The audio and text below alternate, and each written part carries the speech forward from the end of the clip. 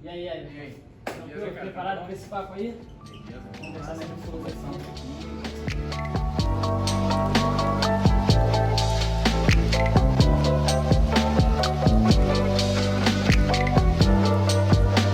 Então, galera, hoje a gente está aqui com o Everton Rocha, 36 anos, professor desde 2013, graduado em Engenharia de Telecomunicações e mestre em Filosofia.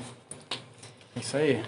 Então, Everton, me fala um pouco como é que foi o início da sua vida como professor, porque como você fez engenharia antes, como foi esse processo de escolhas e mudanças de profissão? Cara, essa é uma pergunta assim que ela é muito significativa, porque ela dá conta de todo um percurso, né? A gente às vezes é levado a crer que as coisas elas acontecem de uma hora para outra, mas na verdade sempre tem um processo, às vezes bem longo por trás disso. A minha formação, ela começa com uma escola técnica, fiz o ensino médio na escola técnica e isso obviamente já me praticamente me impulsionou para continuar dentro mais ou menos desse ambiente. Então fui para engenharia, fiz engenharia de telecomunicações, mas paralelamente a isso, sempre tem aqueles divisores de águas, né? Aquelas coisas que eu costumo dizer que a gente tem encontros que fazem nossos olhos brilharem um pouco mais. E a gente vai vendo uma certa pegada diferente na nossa existência, né? Quando isso acontece. E comigo isso muito se deu por conta da música e também por observar outras pessoas que desempenhavam atividades das mais diversas possíveis, mas com muita intensidade. E eu, dentro da formação da engenharia, eu não sentia esse envolvimento em mim. E aquilo me incomodava demais, né? Será que existe, então, alguma coisa que eu também possa fazer, realizar com essa mesma pegada? Não é? E aí são várias as referências, por exemplo, eu lembro do Jimi Hendrix tocando guitarra, o cara queria tocar guitarra o dia inteiro. Não é? Eu tive um professor de vôlei também, cara, vivia o vôlei o dia inteiro. Então eu tô dando esses dois exemplos só pra gente ver que das coisas mais cotidianas, até as referências que a gente pode ter, assim, um pouco mais conhecidas, né? Elas podem fazer a gente refletir sobre isso, sobre a nossa caminhada. E quando eu pensava sobre isso, eu não pensava em tocar a guitarra do Jimi Hendrix ou jogar o vôlei daquela maneira, mas de pensar se existia algo que eu podia fazer com esse mesmo envolvimento. E também por conta da literatura, né, as reflexões vão aparecendo. E aí até é curioso, porque eu não cheguei na filosofia pela via da filosofia em si, mas desses elementos de vida que fazem a gente pensar sobre a nossa existência. E é até interessante, eu me recordo agora de um momento na minha infância, né, que uma tia minha me perguntou se eu queria ser repórter. Ela me perguntou isso porque ela achava que eu fazia muitas perguntas. E na época eu fiquei pensando assim, né? Eu gosto, mas eu acho que não é muito por aí. E isso meio que ficou ali. E depois, quando eu cheguei na filosofia, essa imagem brotou na minha mente de novo. Eu falei, cara, tudo a ver, né? Então tava ali as reflexões, os questionamentos e tal. Né? Esse espanto aí com a existência. As dúvidas, né? As dúvidas, pô, perfeito. Então eu vi, cara, isso aí é um eixo meu. Né? Mas hoje em dia também eu gosto muito de pensar, cara, que a gente é levado a escolher uma coisa só para fazer, sabe? Acho que isso é uma coisa muito estranha. Porque eu usei essa palavra eixo porque a gente pode ter alguns, né? Ainda mesmo se a gente não utilizá-los como ferramenta da nossa sobrevivência, da nossa subsistência, né? Do nosso ganho material, vamos dizer assim. Mas são nossos eixos, cara. Então, a gente é preciso escolher isso muito rápido e parece que a gente já está fazendo uma escolha definitiva, né? E isso deixa a coisa muito mais turbulenta, porque depois você parece que também assume um compromisso de ter que fazer determinada coisa dar certo em várias concepções do que é dar certo, né? E esse processo de retorno é muito importante. Por isso processo, né? Então, quando eu mudei também da engenharia para a filosofia, uma coisa que ficou muito na minha mente e no meu coração é que eu preciso manter essa chama, né? Um termômetro dessa intensidade de viver. E se eu encontrar um grande barato de novo, por que não? Não é? Porque... Muita gente tem medo dessa mudança, né? De mudar de profissão, de sair da faculdade, de mudar de faculdade. A galera tem muito medo da mudança em si, né? Rotina, as pessoas gostam da rotina e sair dela, às vezes, para algumas pessoas não é bom. E, tipo assim, uma pergunta que eu queria fazer para você, qual é o maior desafio que existe hoje no mundo praticamente pós-pandêmico, tanto no ensino público quanto no privado, para dar aula de filosofia, principalmente? Rapaz, é uma pergunta assim que passa um filme sempre, né? Principalmente quando eu tô pegando as turmas pela primeira vez. Bom, desafios, primeiro da educação como um todo, né? Eu acho que a escola, cara, ela é um ambiente que ela precisa se permitir ser acolhedora, não é? Ela precisa se permitir ser potenciadora, né? Potencializadora das pessoas como um todo, um espaço de diálogo, um espaço também de democratização dos saberes que existem num determinado tempo, numa determinada sociedade, não é? Porque isso, no final das contas, permite autonomia, permite a construção de uma sociedade com mais voz, com mais pluralidade, não é? Então, ela é um ambiente ali de muita experimentos e experienciação. Então, por um lado, eu vejo que existe aí duas imagens muito boas. A imagem de um certo laboratório, não é? Que é o lugar ali da verificação, da constatação, da comprovação, de uma aproximação de um conhecimento rigoroso, né, que tem ali os seus métodos, que vai se diferenciando, então, em muitos níveis daquilo que a gente chama de senso comum, de opinião. Não é? Mas, por outro lado, a escola também tem que ter aquele ambiente que eu acho que é um ateliê, cara. É um lugar que você vai ali em aberto, sem nada. Vai descobrir, né? Descobrir, vamos ver o que vai sair daqui, né, que está muito mais já na esfera do imaginativo, do criativo, né, do livre, né, num certo sentido, que são experiências, acho que enriquecedoras demais para um ser humano. E únicas também. E únicas. Né? Nisso tudo, a gente estabelecendo diálogo nesse meio campo, porque são pessoas ali com histórias diversas. Né? Você vê o sistema de estudo ultrapassado? Por exemplo, a gente estudar e ter que fazer uma prova no final. É uma coisa mais genérica. Você acha que está ultrapassado esse modo? Porque a gente vê muitos alunos reclamando, por exemplo, o Enem virou uma coisa muito para a galera que tem condição de fazer um cursinho, de fazer um colégio bom. Você acha que está ultrapassado esse método? Cara, eu vou dar até um passinho atrás, então, nessa pergunta, por conta até do desafio ali. Né? No primeiro ponto, parece que eu falei aqui de uma maneira até um pouco mais idealista da coisa. Né? Então, vamos puxar também para um ponto da nossa experiência concreta, até falando do nosso país, o Brasil. Chega a pandemia e a gente tem um desafio da escola aí. Aula remota, essa coisa toda. E aí a gente pode se perguntar, precisa de um aparato aí para as pessoas estarem inseridas nesse contexto do conhecimento. Né? Um aparato tecnológico mínimo. Né? Isso já coloca algumas barreiras, algumas restrições, principalmente fazendo a contraposição entre o ensino público e o ensino privado. Porque se esse acesso a esse aparato tecnológico já foi uma barreira, imagine então a condição das pessoas que olharam para a escola e perceberam que elas perderam a sua alimentação mais significativa do dia. Né?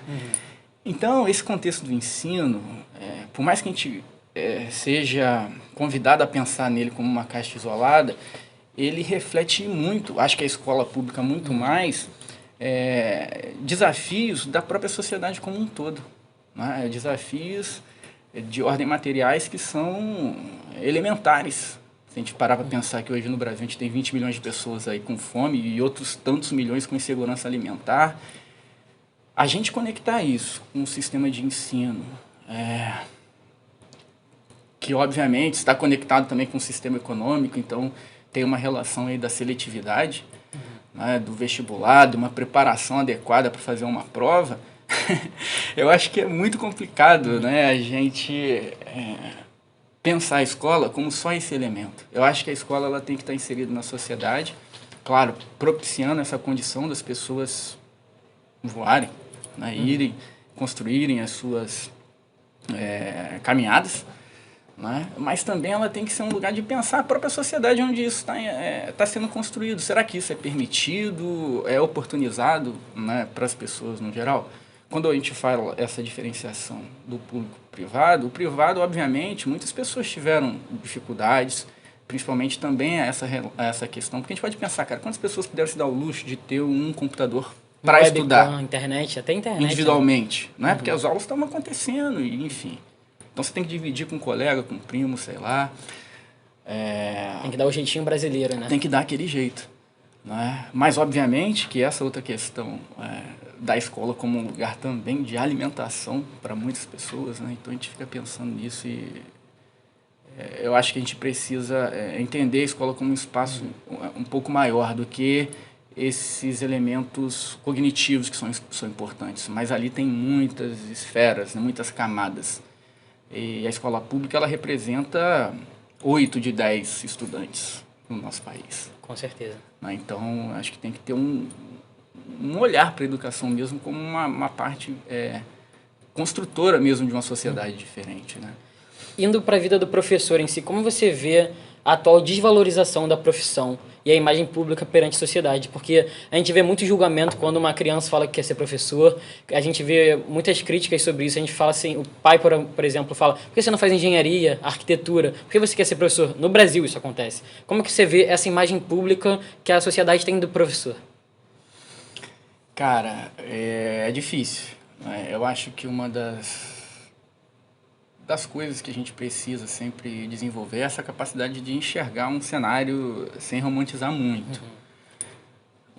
Ainda há uma certa leitura do professor como alguém que trabalha por amor, né? Não que isso não seja um ponto significativo, mas eu acho que de todas as profissões, porque isso às vezes coloca determinados empecilhos para a gente ver a mesma coisa de uma maneira mais profunda. Para aproveitar, eu acho, para exemplificar muito, porque eu acho que a gente tem bastante dessa coisa reverberando no ouvido das pessoas já, que o professor é desvalorizado, e de fato é. Né? Eu gosto de pegar, né, os sinais, às vezes, pelos pontos implícitos da coisa. Né? Vamos voltar de novo para o contexto da pandemia, porque acho que ele consegue trazer para a gente uma imagem interessante aí. Tem aquela discussão que, peraí, os alunos vão para casa ou não vão, né? A escola vai ficar no ensino semipresencial ou remoto, enfim.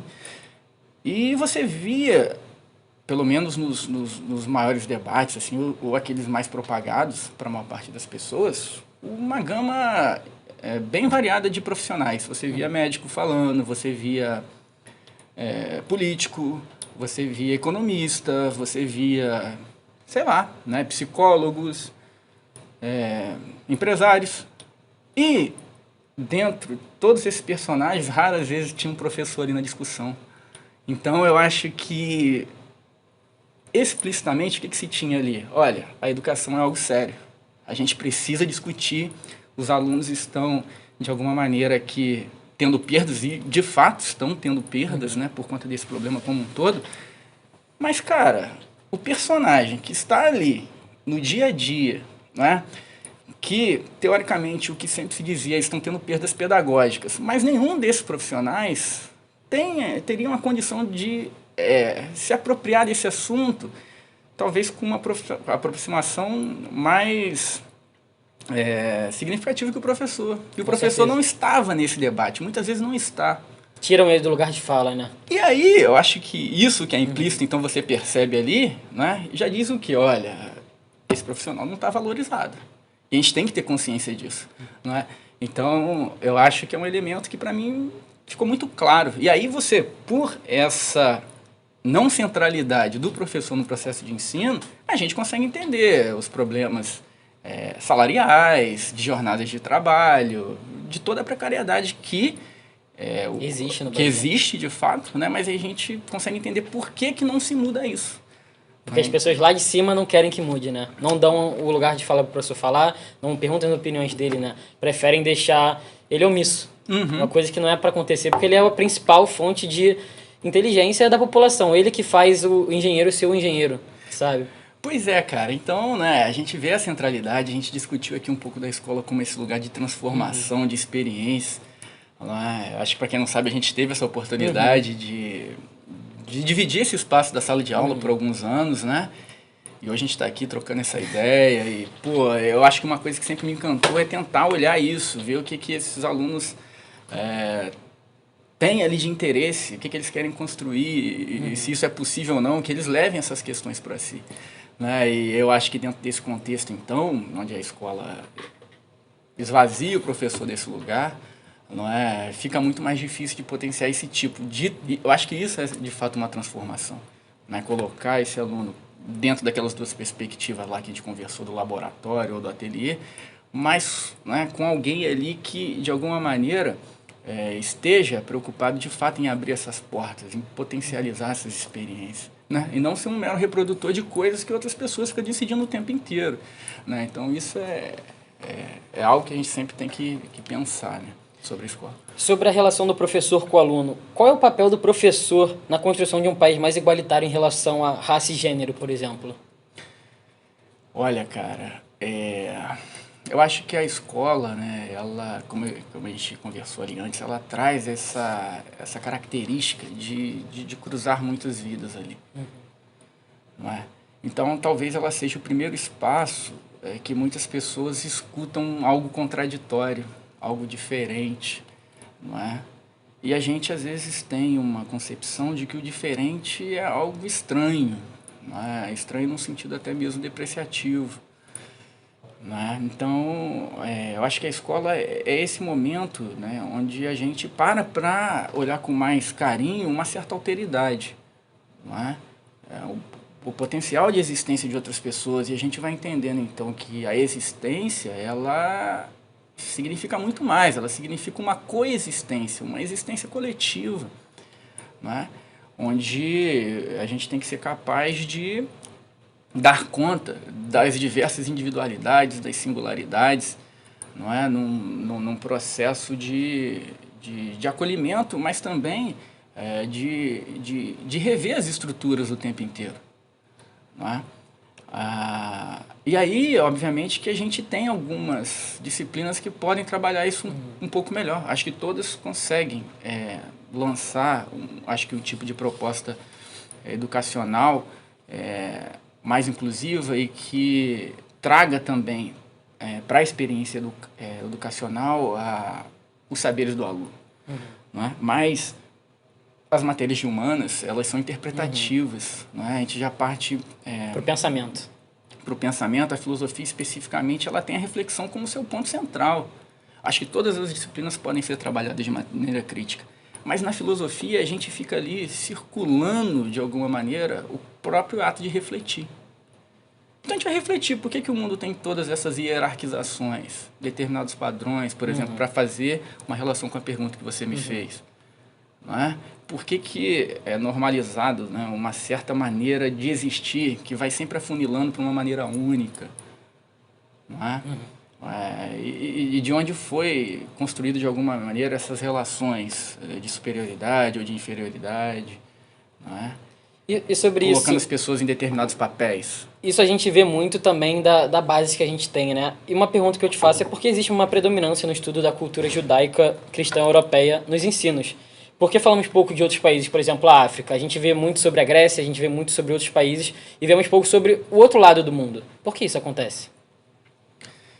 Cara, a gente sabe, né, que é fruto de um processo histórico, né, dessa europeização, a gente tem, de fato, aí uma predominância temática dessa cultura judaico-cristã de uma vertente europeizante, vamos dizer assim. Que é uma cultura... E eu nem acho que a cultura europeia seja o problema, não. Né? Mas o problema, eu acho que é esse contato hierarquizador das coisas. Né? A gente vê, por exemplo, já desde os gregos lá, os gregos se autodenominando grego e os bárbaros. Passa um tempo, a gente vê depois, nesse processo de contato do europeu aqui com os povos originários da América, o civilizado e o selvagem. Não é? Então, de novo, para a gente tomar esse contato aí com essa caracterização. Não é? Eu acho que é do ser humano já meio que caracterizar as coisas, só que o que a gente tem que tomar cuidado é o passo que se dá depois. A gente caracteriza para hierarquizar ou a gente caracteriza para ter uma coexistência? Não é? Então, eu acho que esse discurso, né, que foi o discurso também que está atrelado de alguma maneira a um certo poderio econômico, né, da coisa, ele contamina todos os nossos olhares. Né? Quando a gente, na minha época de escola, acho que hoje já mudou um pouco isso, mas a gente tinha uma narrativa basicamente em termos de descobrimento do Brasil, que é uma narrativa muito problemática, já vista que a gente desconsidera tudo que existiu antes. Para além de desconsiderar o que existiu antes, a gente legitima o que aconteceu depois, que são os massacres, né, dos povos originários, e a gente já começa a contar nossa história com 1.500 anos. Ou seja, a gente já começa a ser educado olhando de baixo para cima, né? Então é algo muito esquisito da gente pensar. E a gente, no nosso país, por exemplo, a gente observa isso muito quando a gente pensa em região sudeste, principalmente, sul do país, que tem um olhar bem difícil para as outras regiões. Principalmente para o Nordeste e Norte, né? Né? A gente classifica aquilo como regionalismo. E o brasileiro, num certo sentido, está aqui, né? Não é, é claro, isso é totalmente errado. Eu compreendo isso como uma coisa totalmente errada, mas eu estou dizendo que no senso comum a gente tem isso um pouco ainda, né? E eu acho que é um processo enorme, então, que passa aí pela nossa formação enquanto povo, né? Então, a gente olha lá a mitologia grega ou nórdica e a gente acha interessante, mas a gente olha para as mitologias africanas e a gente tem um olhar ali já bem enviesado, né? Então, por que isso? Acho que a gente precisa sempre discutir essas questões, né? É importante a gente trazer isso para onde? Para o espaço escolar, obviamente, né? E eu queria saber uma visão sua como professor. Como que é... Me fala um pouco sobre como que é dar aula, sabe? Essa magia de ensinar uma pessoa, às vezes um adolescente, uma criança. Como que é você ver ensinar, sabe? Como que é isso para você? Cara, ensinar é um processo. Eu acho que é um desafio tremendo, não é? Ainda mais dentro desse contexto que a gente discutiu, de dificuldades outras que não só a parte cognitiva da coisa, que já é um desafio tremendo. A gente vai estabelecendo um certo contato, confiança, acho que tudo isso precisa ser muito trabalhado, não é? A pessoa se sentir ali à vontade para falar, para expor, para perguntar, para tirar as suas dúvidas. A filosofia em si é uma matéria que está fundamentada nesse diálogo. Então, é uma aula muito ruim quando eu fico ali, pode ser que aconteça, né? Principalmente nas primeiras aulas, às vezes, dependendo da turma, porque também cada turma é única. Então, você tem que fazer um processo ali meio que levando em considerações coisas muito diversas, que mudam de turma para turma. Né? Então, se eu chegar ali para falar uma aula onde só eu fico falando, eu sinto que a coisa não está indo muito bem. Né? Porque o importante, de fato, não é o que eu exatamente penso sobre determinados temas. Às vezes, alguns alunos têm até uma vontade louca de saber o que eu penso sobre uma coisa ou outra específica, né? Porque às vezes eu vou abordando, colocando dentro das minhas limitações ali determinadas perspectivas. E aí, uma hora pensam uma coisa, outra hora pensam outra. Né? Mas eu acho que a filosofia ela tem eu acho que o incentivo por essa busca, né? Por essas questões, um certo uma perda, né? Perder um pouco o medo das perguntas em si, porque no primeiro momento essas perguntas elas desestabilizam. A gente olha para as nossas bases e a gente vê essas bases dando uma tremida, é um pouco desconfortável muitas vezes, né? Mas elas são pontos de outras paragens, né, outros lugares, né, e eu acho só importante pensar isso, por quê? Porque quando a gente para pensar essas bases, a gente vê que muitas vezes elas foram construídas por um processo de assimilação, ou repetição, ou hábitos, né?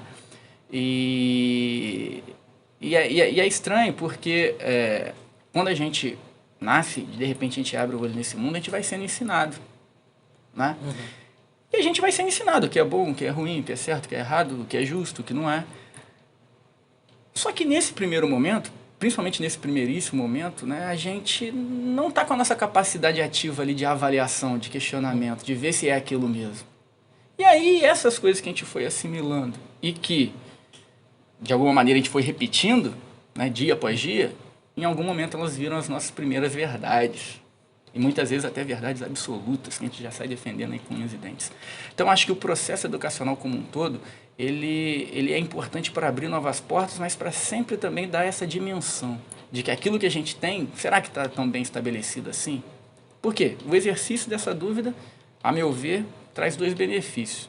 Se eu investigar essa verdade que eu tenho e ela ainda se mostrar consistente, eu tornei meu pensamento mais esclarecido para mim mesmo. Se eu investigar essa verdade e ela tremular, e nesse processo eu encontrar uma outra coisa que esteja respondendo melhor diversas questões que eu possa ter, eu desvio esse percurso e vou para um pensamento melhor, num processo, né? Então, acho que a educação como esse exercício da busca, eu acho que é o ponto central.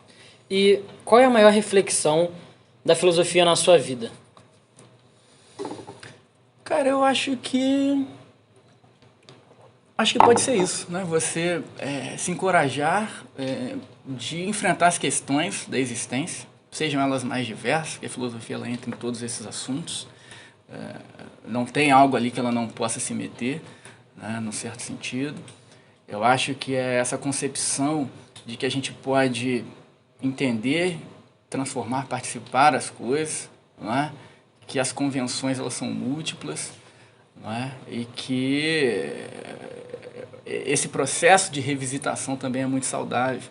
A gente está conversando um monte de coisa aqui, talvez daqui a 10, 15 anos eu olhe esse vídeo e falo, cara, eu falei algumas coisas aquele dia que hoje eu não penso mais assim.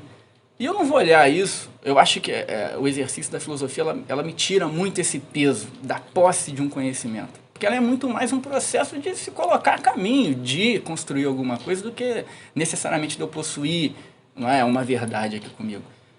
Se daqui a 10, 15 anos eu olhar para esse vídeo e falar, cara, eu falaria outras coisas, e se eu tiver o sentimento que eu falaria coisas melhores, cara, eu vou estar muito satisfeito. Eu acho que é isso que a filosofia me proporciona. Eu acho que eu enxergo a filosofia não como um conjunto de teorias, não é? Mas como uma postura de vida mesmo, desse exercício constante da gente olhar para essa existência, se espantar com ela, olhar para o nosso percurso, perguntar, e aí? E continuar fazendo isso dia após dia, né? Então, acho que isso é o mais significativo que eu sinto até hoje, né? Nesse eixo que está presente na minha vida, que é a filosofia. E você é mestre em filosofia e poeta também, né? Você teria algum poema para recitar pra gente? Rapaz, a poesia é interessante porque ela começa a entrar também assim como um eixo ou outro aí, né, na minha existência. Eu trouxe aqui, eu aceitei um desafio quando você me propôs essa ideia de pensar, né, de trazer aqui uma poesia. Vou até fazer uma colinha aqui, por quê? Porque eu resolvi pensar isso aqui como uma surpresa mesmo, tentando pensar nessa ambiência aqui desse nosso encontro, desse projeto, maneiríssimo que vocês estão tocando aí pra frente, né? Que o nome Reflexo acho que já me chamou muita atenção, né? E pensei uma pequena poesia que foi até de ontem para hoje, então não sejam muito rigorosos aí com a... Sem problema nenhum. Arte é arte, a gente não julga arte. Então ela se chama Bate-Papo. Bate-papo. E é o seguinte. Bate-papo. Se o cotidiano a mim reverberar, parcela viva que seja do existir, e se desse encontro parecer que algo precisa ser dito, vou à porta e chamo, para ver se as palavras também aceitam convite para nossa bela conversa. E é isso, você está no Reflexo. Valeu! O amor se deixa subir.